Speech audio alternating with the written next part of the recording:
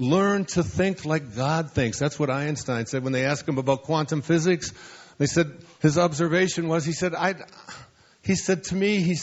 they're just details. He said, all I want to do is learn to think like God thinks. How does the source from which all things originate, to which all things return, how does it think? How does it act? That's what Lao Tzu meant when he said we have an essential nature. And these virtues inside of our essential nature are nothing more, there's 4 of them. They're nothing more than reverence for all of life. If you can live that, reverence for all of life. Sincerity, which manifests itself as honesty. Just simple honesty. Not that you don't steal, but the kind of honesty in which you are able to relate to and reflect who you are with everyone that you meet from a place of internal integrity. That this is who I am. This is how I dress. This is how I live. This is what I think. Gentleness is the 3rd of these virtues in the TE and the Tao Te Ching. Simple gentleness, which manifests itself as kindness. And finally, service, which is nothing more than just reaching out and serving others. The Tao says, radical humility. Stay low. Let your ego go.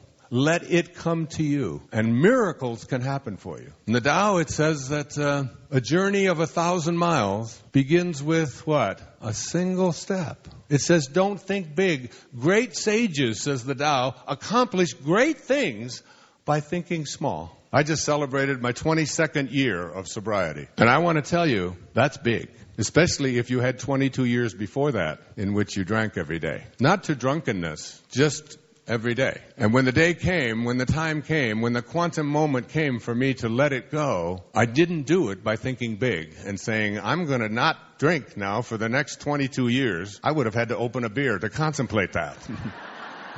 But I accomplished great thing like that by thinking small.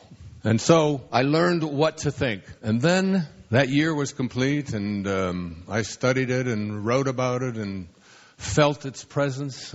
It excited me, this thing called the Tao. And I taught at a university for years. I even taught courses in various different philosophies and taught about the Tao.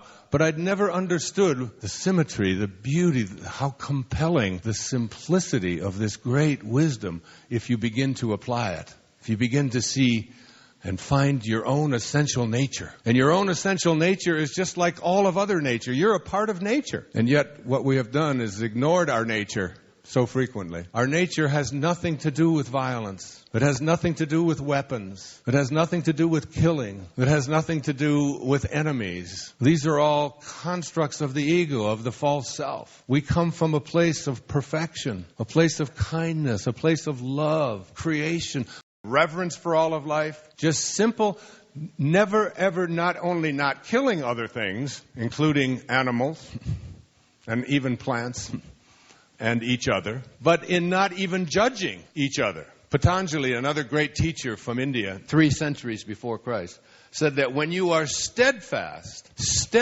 means you never slip. When you are steadfast in your abstention of thoughts of harm directed towards yourself and others, that all living creatures will cease to feel fear in your presence. Such was the nature of St. Francis, of Jesus, of Nazareth, of Lao Tzu, of Buddha. You are steadfast. You never slip. In your abstention of thoughts of harm directed towards yourself and others, that all living creatures will cease to feel fear in your presence. There are people who, when they are in the presence of wild animals, they become tame. Babies stop crying.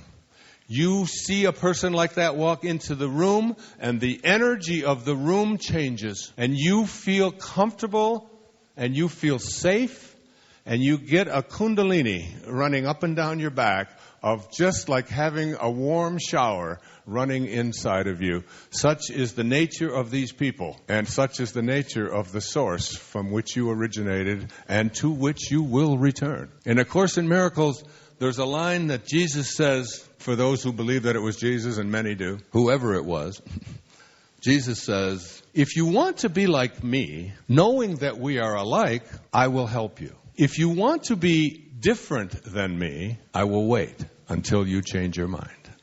And you will change your mind.